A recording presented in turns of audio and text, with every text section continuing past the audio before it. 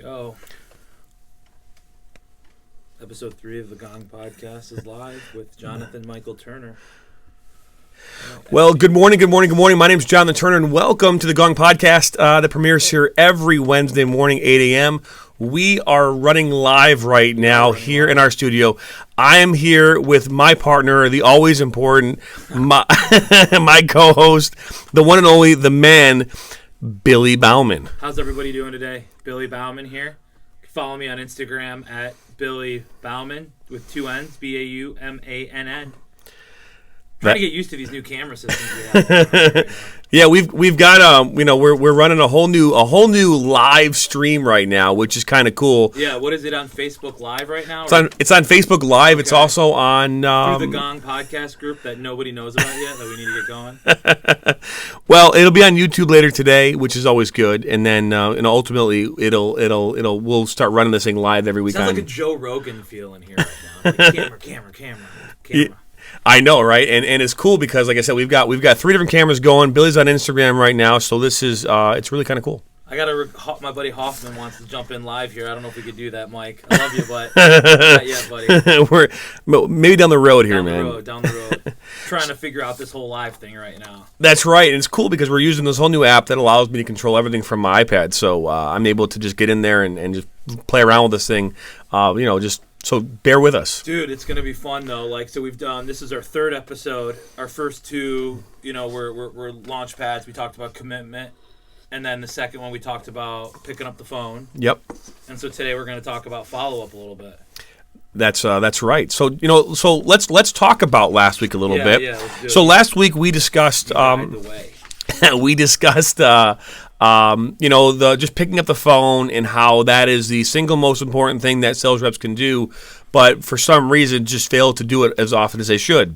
I think we even looked at a statistic that said that 68% of salespeople, for that matter, are not. Sorry, so not 68. It was not 68% of salespeople, but 68% of salespeople's time is not spent on revenue-generating activities. Oh, that is correct. And then the 32% is spent on generating revenue. So. Right. That's what we started last week. We talked about just picking up the phone, how important it is. It leads me into my next, or not my next topic, but really into what have our first ever segment, so to speak, right? Which is what have you done for me lately? And these are like the success stories that we want to talk about each and every week. Yeah. Because hey, at the end of the day, if we're not talking about success stories or talking about what's going on, I don't know how effective we're really going to be. I think that people need to hear what we're saying. I think people need to see what's going on in our lives. And I think people also need to share with us their success stories so we can share those out with the audience as well. Well, the podcast is called The Gong, right? That's right. It's all about, the gong, as we talked about in the first episode symbolizes, right, energy, enthusiasm, and really succession, right, winning. Right? Yeah. So, we'd love to hear people's success stories. And also, we'd also love to hear, and we're going to talk about our failures too. I think that's also important. Yeah, I think there's no question that success obviously is different to everybody. I'm going to go into mine from this past week. So just going to give you an idea, I've talked about what I do is where our company is, and all what we do, Billy. But just in case the audience doesn't know, our primary company started off back in 2009, and we started selling used machinery. So CNC machines, anything that basically cuts, bends, slits metal, we deal with.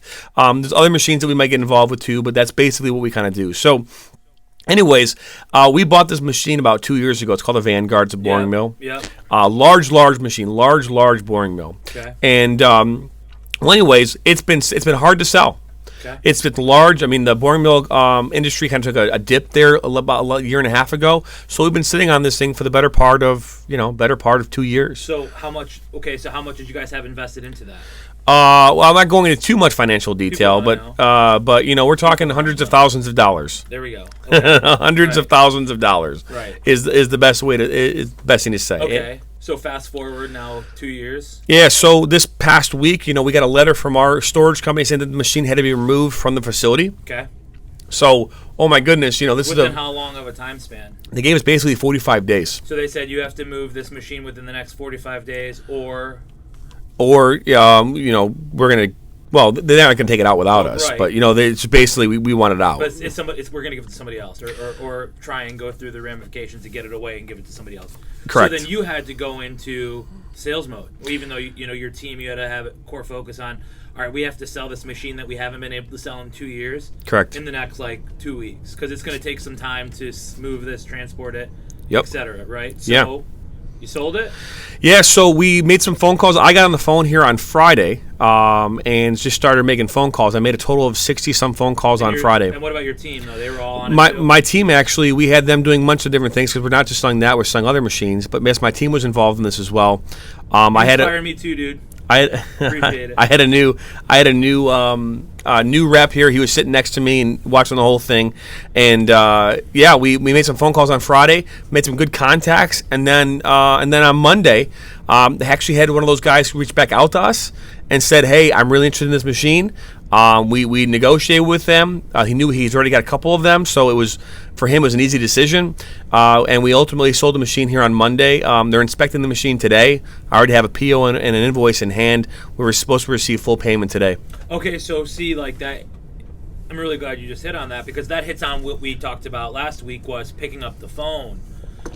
Right? Most people would have sent out email blasts, would have sent out emails, and would have picked up the phone last, right? But again, we talked about this last week. The phone was made to shorten time, right? Shorten time. So how did you guys do that? You got on the phone, you contacted a bunch of people, talked to them about what you had, and you had to get it out immediately, right? So you're creating urgency. Yep. But also, you had a great deal for a customer. And the good thing here is that you sold it at a profit. Right? Yeah. We ended up making that. Obviously, I was prepared. I was prepared to take, not necessarily a loss on it, but I was prepared to take a lot less money because of our situation. It's always a tough choice, man. When you have to decide, hey, what do we do? I want to take a haircut, or do I want to, shave it all off? So good for you guys, man. That's awesome. I'm sure. And that's the thing here is that shows right there that obviously there's a lot of stuff that goes on in, the daily operations of a business, sales and marketing. And I'm sure you weren't expecting, this customer saying, "Hey, I need this machine out now. I need it out ASAP." So then you have everything scheduled. Your team has everything planned out, and you guys got it done. You shifted focus. You picked up the phone. You committed, which we talked about week 1, right? So it's interesting, right, how this is all going. You committed. Then you picked up the phone. You set that target. And you achieved that target. Yeah. That's awesome. That's good. Good. So what about you, buddy? What is your, that's a big one for us. Brief success story of the week. Obviously, there's always successes and failures every single day. One thing happened, actually it was last week, as you know, and a lot of people watching this may know, is we sell a lot of machinery at the Arte Group. One side of our company is specifically like a manufacturer's representative side, where we're selling new and used packaging machinery and other machinery specific to what you have, because we'll help each other out here and there. The second side of our company is Talent Solutions, which is the side of the company is growing slower, but has more long-term upside, which is the Talent Solutions, so your recruitment and staffing needs specific to the manufacturing industry. So last week, right, we're trying to get some traction, and we keep getting the same pains. We don't want to pay fees. We don't want to, we don't want to work with a recruitment firm. We've worked with all these big wig names already, and you guys are telling me the exact same thing they are, right? So what did we do? Well, we were there in front of their face 3 times in a matter of a week and a half, right? So what does that show? Right away, it shows that we're committed. It shows that we make a decision, and now it helped us get an actual signed agreement last week. So it took 3 times within the span of about a week, for us to get FaceTime from somebody saying, "No, we're not interested. We don't use recruitment firms," especially recruitment firms like yours who have less than 7 months of experience in this industry. Now, our team has more than 7 months of experience collectively with our Director of Talent Solutions, that's 11 years. But as a company, we're very young, right? So we're having those conversations with customers or potential customers, and they're saying, "Billy, I like the enthusiasm. I like what Arte stands for. I like what you guys are doing over in the flexible packaging side, not just with the machinery, but with the machinists that we need and other positions. But Billy, we can't move with you guys, or we can't do anything because we don't know. we don't know you. So, a huge success there is that we were able to solidify the deal with the customer, get over all of the objections, get over all of their concerns, and again, we submitted, I think, 3 candidates now within the past couple days. Had busted out multiple interviews over the past couple of days because we set a high target with our customer, and what we did was we achieved that target with our customer. Now we got to make sure we follow through. Yeah, no, and actually complete the task. Well, no, that's actually a great week. I mean, obviously, success can be measured in many different ways. I mean, for me, because it's not financial yet, we haven't got paid anything, and we might not, right? Well, yeah, and I think it shows that you could do it. Well, yeah, and I think again, success is measured in many different ways. And when I say many different ways, I don't just necessarily mean like. Financially, monetarily. I'm talking about, like, for example, with our new sales rep, for example, success for him is having a thorough conversation on the phone. Right now it is. Now, I want him to ultimately get to a point where he's selling some shit. Have you seen enough to make a decision? Yeah. But my thing is I want to be able to see him grow. And so success for him is measured differently than the success maybe it is for myself. Right. I mean, when I get on the phone and I start making phone calls, my success or what I measure myself on is far greater than what I would expect out of my own sales reps because I've been doing this for so long. Well, 100%. 100%. So, it's good, though, too. And also, failures of the week, it's definitely some stuff on the manufacturing side. We lost an opportunity. Customer gave me the whole, we're putting the deal on hold for now, which, again, we take full responsibility for because, again, there's always a learning moment in this. Yeah. I thought we were looking pretty good, personally. But again, nothing's ever at 100% until the money's in the bank. Correct. So a learned lesson there is guys, you have to commit all the way through. And by us, we went out to visit this customer multiple times. We did everything in the world. Brought our engineering team out there. Brought them design drawings. They said this is a project that we need. Mm-hmm. Right.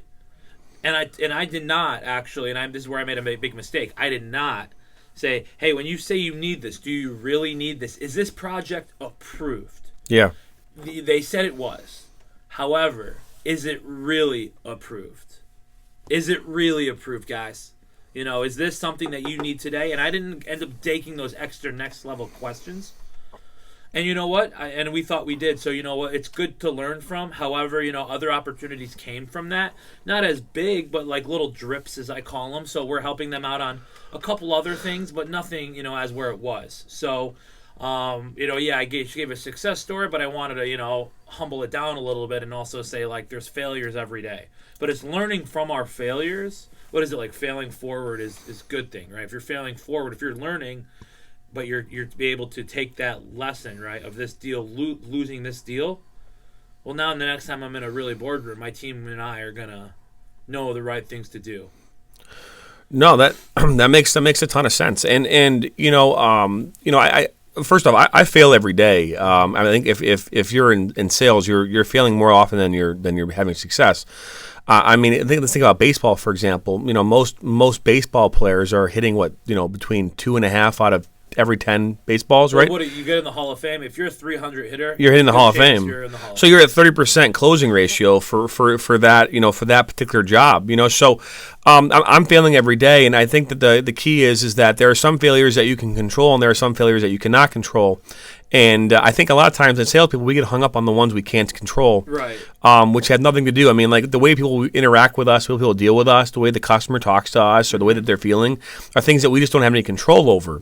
And but we end up oftentimes not picking up the phone or following up because of this preconceived, interpretation of what we were experiencing before, or maybe we'd call that company in the past. Whatever the case might be, is that moment I'm making a decision that is not based on anything other than this not knowing. So you just hit on something extremely important, and I think that's what we're going to segment into our main topic of the day here, which is follow up. Is that something that you can control is follow up. Correct. Right. So, did you know that 48% of salespeople, don't even follow up at all? It sounds probably about right. No, it is right. So, 48% of salespeople don't follow up, which is a lead coming into your website. Someone says, "Hey, I'm interested in your product." Right. Someone saying, "Hey, Billy, call me back." you'd be surprised, and I know some people watching this are like, oh, well, what do you mean? No, seriously, 48% of salespeople don't follow up. And the real thing is that I got some stats and numbers here that I want to hit on in a second. But fortune is in the follow-up. Follow-up happens. Follow-up is in any industry, any niche, any company, any business. It doesn't matter if you're selling lollipops, lemonade, or you're selling multi-million-dollar machinery, or you're selling recruitment services.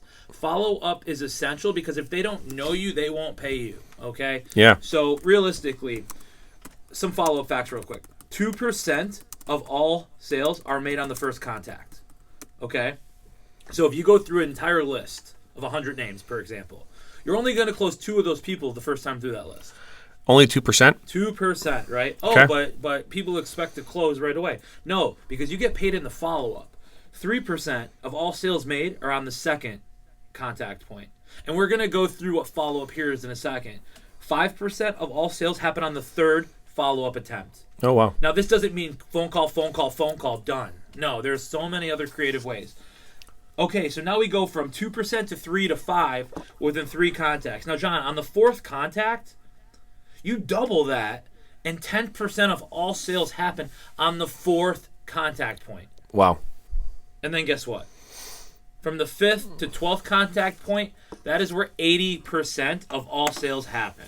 So 80%. So that tells me that the minimum, I would say this, 5 times is where you got to be. How many sales reps, if 48% aren't even doing 1, how many are doing 5? How many are doing 12? How many are doing 20? Nobody is.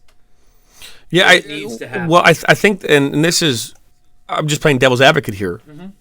I think a lot of salespeople don't know, like, how often you should call somebody. Like, what? I don't think that there's like a process that they follow to follow up. It's all relative. How often do you call somebody? How often do you email? How often do you voice message? How often do you text? Dude, it's all relatable. Every day they should be thinking about you every single day. Every single day. And I literally mean that to where it's like, okay, I tell my team, I consider a follow-up attempt a connection on LinkedIn and then endorsing them, liking that. That's a follow-up attempt. Getting on your iPhone, doing a message, hey John, Billy here with the Arate Group. Hey man, thinking about you. Here's an article that I know that you are having issues with that might help you out. Hey John, did you know that we just helped, or our customer we helped out 7 months ago with their new machinery, just now set a new record in their plant for efficiency and material ran in pounds for the month. Wow. They can't do that without me, right? Those are things your customers want to know. Those are all follow-up things, right? It's so easy to follow up with people without just hitting on the phone. Hey, John, have you seen enough to make a decision? Hey, John, did you get my email yesterday? Like, that's not follow-up. That's being annoying. That's what that is. Well, yeah, and again, I think... but again, I will say this, sorry, real quick. Any call is better than no call. So, if it's better than none, but you have to be creative in your follow-up. You have to be. Yeah, and first off, those are actually all very, very good points. Well, thank you. The thing is that I have my own. I've not always had. I have my own kind of like follow up process, so to speak. Yeah. So, like for example, it's basically 7 contacts over 14 days. When I say 14 days, like 10 business days, basically. So 7 contacts. And that's 7 phone calls. The emailing is completely separate of that whole process. Okay. So I have seven points of contact over the course of 14 days, 10 business days. Right. And what it basically entails is the following. So the first time I call somebody, day 1, okay, if I can't get a hold of them, if I know who they are or whatever, depending upon the circumstances, I may or may not leave a message on that first phone call. I'm usually, depending on the situations, depending upon the situations, always leave a message. I don't know why you're calling me dumb. I'm but not calling you dumb. I'm just saying you always leave a message. But depending upon the circumstances, if I know the person, I might not leave a message that first time around. I might not. On the second time, I call at a completely different time. So on day 2, I'm calling them. So if I call them in the morning, I'm trying them in the afternoon. So I'm trying to call them again in the afternoon. This is again based on the fact that I have not talked to them yet. By the way, is this cold? This is like whether it's a warm lead or it's a like lead, somebody going does on it? Your website. I don't disseminate between the two. I don't like say okay whether it's a warm lead or a cold call. The first time I attempt to make a phone call, I start this process whether they're warm, cold, or not. Yeah. So day 1, phone call happens. Whether I leave a message or not, depending upon the circumstances of the call. Or the client I'm calling. Right. Day 2, I call at a completely different time. So if it was in the morning on day 1, it's in the afternoon on day 2. I leave a message definitely on day 2. Day 3 comes around. I'm not calling them the third day. I'm actually pushing it one more day out. I'm pushing it to 4 days. Okay. And then I go to the 5th day. On the 5th day, I make another phone call. Again, I'm trying to rotate the times, right? So I'm rotating everything. Now, when I say a phone call, it could be the form of a text message. But if I haven't talked to the person on the phone yet, I don't know if I've necessarily earned the right to start going after all their cell phone stuff. So I try to be a little more, I try to be as much as I can, especially in today's world, not cognizant, but, I try to be, I need to earn the text message per se, these cold calls people I haven't talked to. But I go through this process over the course of like 7 contacts. Obviously, there's emails that go in there as well. There's other forms of things that I can do, but that's just an example of Well, you're very good at LinkedIn. You use LinkedIn, and I see like a lot of your customers, though, they might not know you. Yep. But they know you. Like, that's where I've seen a lot of the leads that you guys have gotten are because of what you've been doing with your video, what you've been doing with your marketing, your content. So even though, like, it might feel like a first time reaching out or your first phone conversation, they actually generally have an idea of who you are, what you do, for the most part. Yeah, I mean, I would say so. I mean, yes, we're very active, especially in these in this, first quarter. We were never really truly active on social media, but I've gone all in really since beginning of the year. And yeah, we're seeing we're seeing 148% increases every week over week in regards to our engagement with social media, which is really good for us. Is it and turned into some fantastic sales? Sales are going to come in many different ways. They're going to come when customers aren't untrained, so they're not always going to remember to tell. Oh yeah, I came off of Facebook. I came off of LinkedIn. They're going to say, I found you on your website. Right, as long as they come, I don't care where they come from, and if they don't know where they found me, I guess it doesn't necessarily matter to me as long as they came. So, but either way, though, they get put in your pipeline, and then the follow-up begins. And like I said, I follow this. My thing is that after 7 full contacts, where I've literally given them in a course of a 10-day period, it's seven full-fledged. I go full boat for 10 days. I still continue on after the 7th, the 14 days. I continue on at a clip of 2 times per week. Is this just to have that initial conversation if you can't talk to them, or is this just to try and close the deal?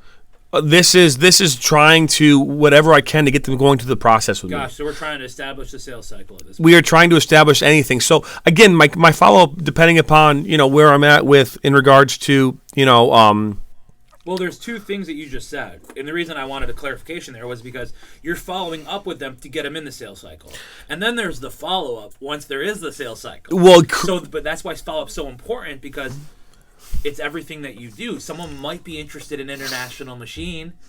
Hey, I'm going to follow up with you to see what you're interested in. Now I quote you a machine that we've already talked about. Now I have to follow up with you again. Yeah.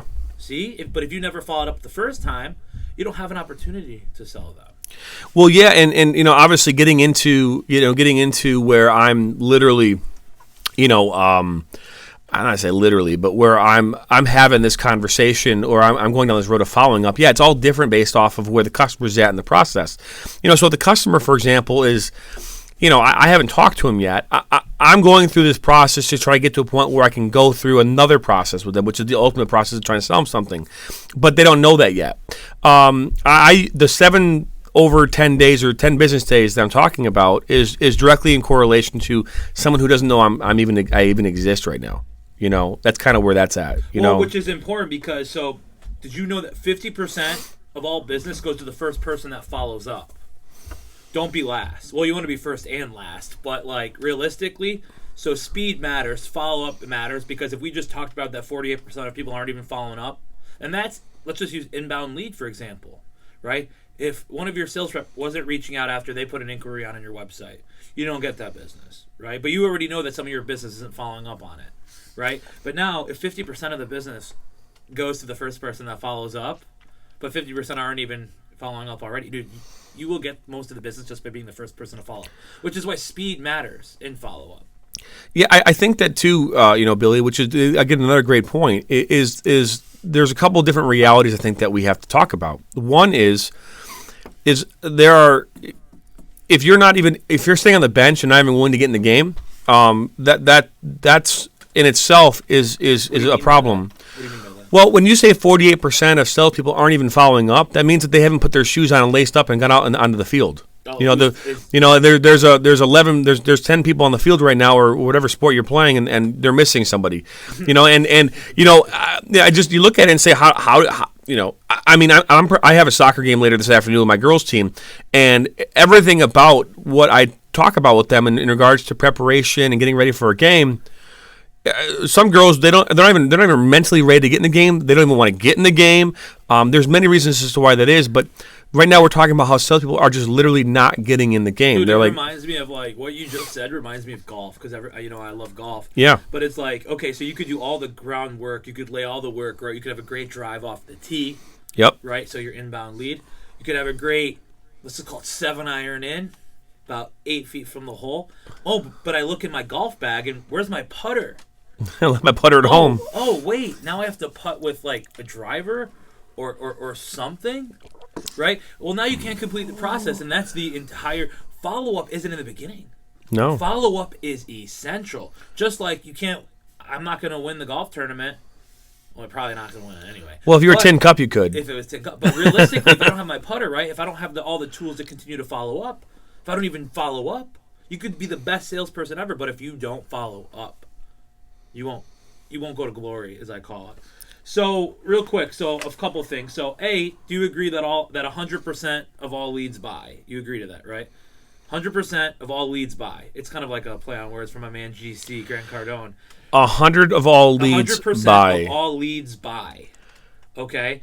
So, for example, your customer is buying, whether it's from you, whether it's from them. It's all about timing, right? And buying doesn't need to be right now.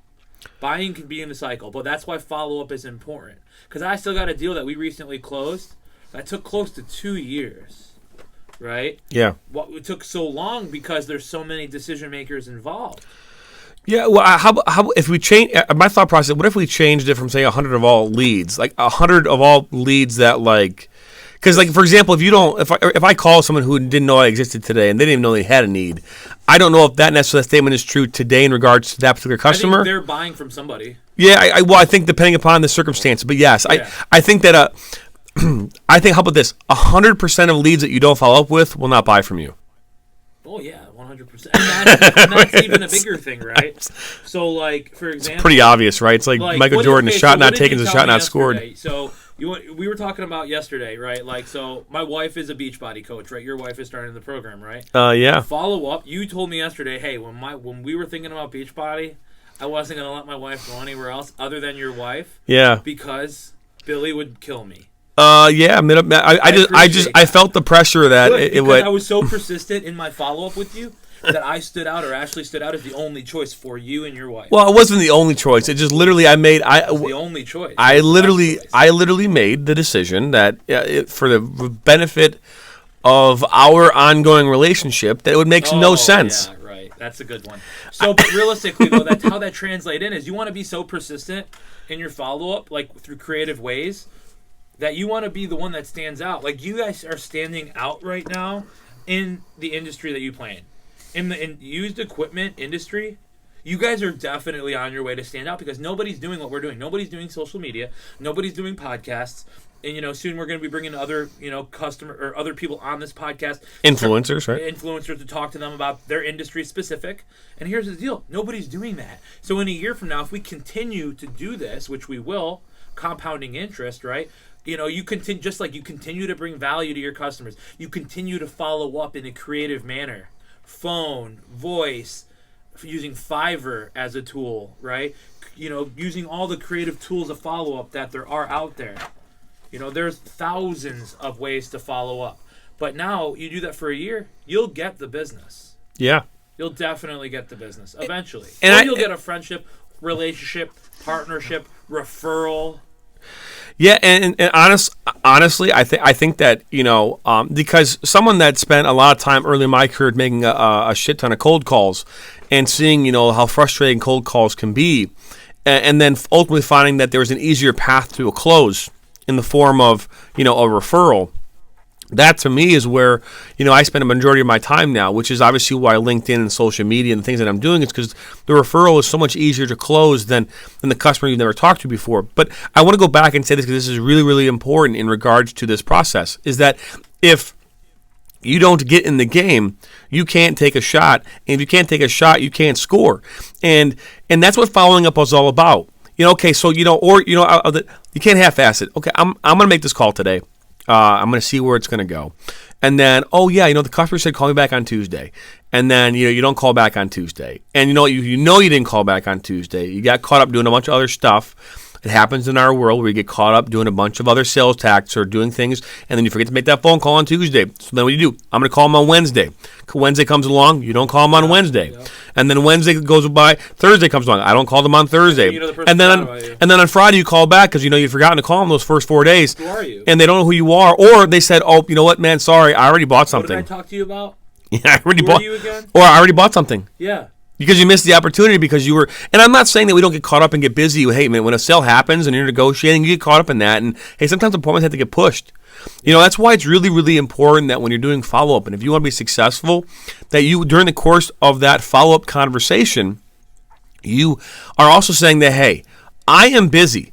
I am on the phone talking with customers like you every single day. And, my goal is to be successful. So sometimes I might have to push an appointment. It's not done on purpose. It's done because I'm busy. Just like you're busy, and if something comes up, you're going to push the appointment too. The reality is my job is to help you out. So let's make sure we have plan B, plan C. Because I can't tell you how many companies, they respect the fact that you're busy. It's not like, oh my gosh, I have like 12 hours available tomorrow. Who wants to work with that guy? Who wants to work with the guy that only has the whole day open? No, I want to work with the guy that's busy as shit. I want to work with the guy that got like clients coming out of all parts of everywhere. Why is that? Because the guy works his ass off. Well, that's why, and I guess this is a separate topic for a separate meeting, but you don't want to tell somebody, hey, when you're setting an appointment, oh, well, I'm open all day Tuesday, all day Wednesday, or all day Thursday. What works for you? What does that tell you? That tells me that, dude, you have time. Like, what do you mean you have all that time? So typically, you give them a couple times. Yeah. Hey, I'm available Wednesdays from 9 to 11. Here's my calendar. Calendly is something we're starting to use. And you pick your time that you want to meet with that we can talk that you're available, or what time works for you. There's a million ways to ask for it. Like, this is just one of a million. Well, like for example, I set an appointment yesterday. Crazy because I made 2 cold calls yesterday and set an appointment on both of them. But I call this lady, and talking to her about her machine stuff, her interests and where she's at, and over the course of my talking with her, I found that we have some common needs, and she got common needs and things that we align with. So I'm like, hey, I got time tomorrow at 10 a.m.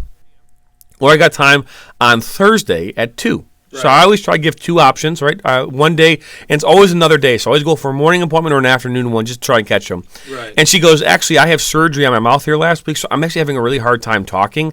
So if you give me 7 more days, give me till next week, like the 9th or 10th of May, I'll be good because I go back in and they do some things in my mouth, so I'll be good to go. She said, I'm in a lot of pain. I said, no problem. I'll set it up for next week. No worries.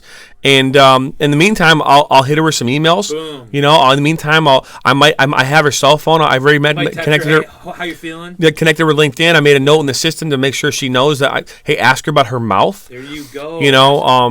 But for example, I have a customer who we just sold a machine to, and his mother is in India. She's been sick numerous times, and every time I call him, I'm like, hey, how's your mom doing, man? Is she okay? And he's like, no, she's struggling, man. I go, well, I'm saying a prayer for you, buddy. It's little things like that separates you. Well, yeah, and I have other customers. His wife been battling hips. So I'm like, hey, man, how's your wife's hip? And he's always like, John, thank you for remembering that. Follow up. See, here's the thing. People get so stressed about and I actually talked to my wife about this, and I talked to her team about this last week or the week before.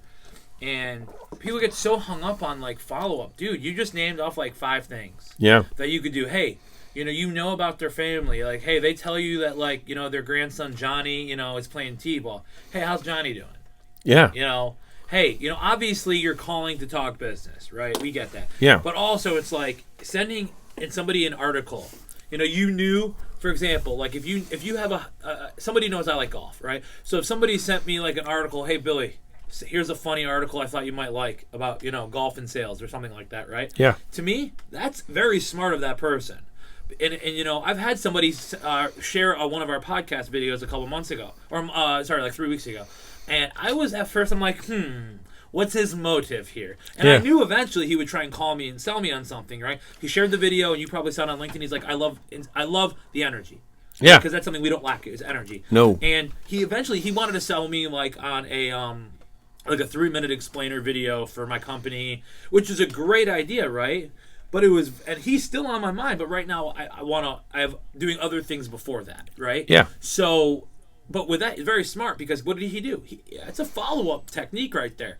He took a post of mine, very personal, shared it to his network, said, hey, great energy here. Even though it might not be relatable to his industry, because I'm in manufacturing, he has customers of many different kinds of industries. Yeah. The whole thing is, that's a follow-up. Now I remember him, because I'm like, that was pretty cool. Because now we talked on the phone, and I'm like, oh, he cold called me after that. He kind of knew me a little bit. I knew him briefly. Now it's not, now by the first time we talked, he probably followed up with me 3-4 times. Right? So, like, there's so many ways, just like you just said, to follow up and to be creative within your follow-up. And this is why I think it's important too, Billy, to talk about is that listening, and this is all part of follow-up, is listening to your customer, listening to your potential customer. It's an area that the salespeople, we all struggle with. Yeah. We all struggle with it because we're so consumed with what we're about to say next that we oftentimes miss the little things that our customers are saying. Hey, maybe it's the way that they're talking to you. You can tell the way they're talking, and they're like, you know what, maybe it's just now's not a good time for me talking to them. Maybe hey, can I call you back? It just seems like now's not a good time, right? Acknowledging that it's okay for you, because part of the follow-up process is to have an understanding of when it's the right time and the wrong time to call. Like, if a customer told you, don't call me during this time period, and you called them, that follow-up's not going to go very well. However, if you are pushing and you're following up because they want the product and they haven't told you that, that's fine. Call anytime you want to. But if a customer says, don't call me between 9 and 10, I'm busy, then don't call between 9 and 10. What if they always say to you, so okay, cool, kind of like how you played devil's advocate earlier. I'm going to play that same. Sure. I completely agree with you. If someone's like, hey, listen, Billy, I have meetings every single Monday morning from 9 to 10. Yeah. Call me anytime but that time. Yeah.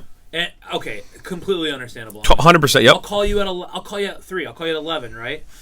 But now, if they say, "Hey, Billy, I only email me. Do not call me, or I will lose." I don't care. Like, sure. At first, a couple times, I might say, "Hey, do you have 30 seconds on the phone?" Because you need to talk to people at least once. Even if they eventually will say, hey, Billy, never reach out to me, only email me. Yeah. But then that'll be a path to get there. We won't just start blowing you up now, because I know right away you are so resistant against me on that. Yeah. But what I will do is connect with you on LinkedIn, connect with you on Facebook, connect with you on IG, connect with you wherever you're at. But now also, I'll email you, bring relevant information. Because now when I call you next week, we've already had 9 or 10 contact points. You know me. Now it's, hey, John, this is Billy with the Arte Group. Hey, I just wanted to reach out and you put a voice to the name. I just wanted to introduce myself. Now, guess what? I'm not going to sell you on that call, but I'm following up with you. I am selling you on myself. Yeah. Now it's just like, hey, John, how are you, man? Been connecting with you. Been seeing you on LinkedIn. I love what you're doing. Just wanted to say thanks again for the connection. What kind of questions do you have for me about what we do? Oh, well, Billy, I told you never to call me. Hey, I understand. I thought at this point, we've been connected for a couple weeks, and I just wanted to reach out and you to have a voice to the face. Yeah, I honestly think that there's there's a bad strategy. Not at all. I think that, again, reading your first off, if a customer is telling you to never call them, I think it's important to acknowledge that, hey, there's a process here. There's a process. Hey, Mr. Customer. First off, are you telling me that when one of your salespeople, because every company on some level is selling something, so when that guy is saying that, and you're like, so you're saying that when you talk to a business and they say, and you have something you have to tell them that's important, you're only going to go to an email situation because that's what they said? Put it back on them. I've done that many times. When you say that, what do you mean? Yeah, I mean, because the reality is that they're telling you that they're busy and they don't want to talk right now. So hey. Sir, I will honor what you're saying. I will honor the fact that you want a majority of your conversations to come through the form of an email. However, when it comes time to have an important conversation about the content of those emails, I'm going to pick up the phone and I'm going to call you. And I'm going to expect, hey, if time is a situation where you don't have a lot of time, I'm available between 6 o'clock in the morning and 9. I'll make myself available. I'll make myself available at 9 o'clock at night if I have to, just so that we can have the conversation. Yeah. So you have a clear understanding of where I'm coming from and what this whole opportunity is all about. Yeah, I completely agree. So it sounds like that everything that we're talking about so far, it comes back to follow-up. Even though it doesn't sound like, that is a follow-up. Getting them in a drip, getting them in an email, getting them on multiple different angles. Yeah. Yeah, dude. So, realistically, I think that we brought a lot of value today. I think we talked a lot of things through. Yeah, what else do we got here? Actually, I don't know if there's much more to talk about. I mean, I'm really excited about this kind of conversation because the reality is that, again, a lot of people just don't do this. And that's why when we say 48%, when we'll just say half of all salespeople, they don't follow up, Billy. And that in itself. Well, that's even on 25% of people aren't even making a second follow-up attempt. So the people that are following up one time, if they are, that 52% that is, dude, only 25%. 25% of people are not making a second follow-up. So half of that number right away are making that second follow-up. So if you even get to the third follow-up point, that fourth follow-up, dude, you are in the 1%. That's the thing. Yeah. You got to stay persistent and you got to stay consistent. Consistently creative. Consistently creative, persistent. I like all of that. I think creative. And I think again, this is really, really important, is following up. Based on your process, based on your company, based on what you do and the strengths that you have, right. Also along with your customer and what they're telling you, all those things, if you do those things properly, you will find yourself having more success. It doesn't matter, whether it's, you'll get more contacts and ultimately more sales or whatever, but you'll have more success. Right. Because again, if you're following up and you're not listening to customer cues, if you're not doing, if you're not paying attention to and listening to your customer, you're going to piss people off too. So you got to be very careful about how you do it. But at the end of the day, picking up the phone, emailing, texting, being creative, but trying to stay in front of your customer so that when it's time to make a decision, they're remembering Billy Bauman, they're remembering John Turner, they're remembering so-and-so from whatever company you work at. Because at the end of the day, if they don't remember who the hell you are, you're not doing your job. So true. Billy, always is a great conversation. So, Billy, what is your handle on Instagram? Yeah, so on Instagram, Billy Bauman, BILLYBAUMANN, 2 N's. Two N's. It's really important to say. Very important, not 1 N, 2. Really important to say 2 N's, right? And then people only put 1 N at the end. It's okay though. And then my Instagram handle is Jonathan Michael Turner. Jonathan Michael Turner. As it says right here on the screen. Right here. Does it say it right now on there? Well, you're not live on the screen, but mine is. It so is? Okay, cool. Now, if you want to, now it's live, so you can definitely do that. Now you can go. Now we can go like this, and it should be there. I don't see it on all the other monitors, but it is what it is. It is what it is. You can't see it. We'll figure it out. It'll be there on what? So other than the Instagram that I'm on right now, we're on what? Facebook Live. Facebook Live. Next week will be YouTube Live. Thank goodness. Live next week. I'm working on LinkedIn Live. Is there a LinkedIn Live? LinkedIn Live. I'm working on that right now. Really? They're currently in beta with it still, but I asked permission, so we'll see. And then we'll be on SoundCloud. We're on SoundCloud. We'll be on Spotify this afternoon. We're on Spotify this afternoon. Yep. Wow. And then iTunes. Make sure you guys that are watching this, please. I'm gonna send it out, but you need to subscribe to us on everything: Spotify, iTunes, and then iTunes should be when? What did you say? I'm still waiting. It could be any day. Jesus, iTunes. I know, right? So, anyway, the reality is as always, we premiere every Wednesday morning at 8 a.m. Yep. And we will see you back here next Wednesday. Actually, so we got to figure that out because I'm gonna be in New Orleans next Wednesday for that expo. Oh yeah. So we're gonna figure that out. Well, we're gonna do it next Wednesday either way. We'll just have to do it through Skype. We'll have to do it. We will figure it out. We'll figure it out, but we committed to every Wednesday, so we're gonna make every Wednesday work. And actually, this could actually be perfect because unless I'm on a plane, I don't think I'm allowed to. Yeah. Do a podcast. Well, we will figure it out. But as always, my name's Jonathan Turner. This is Billy Bauman, and we will see you guys next Wednesday.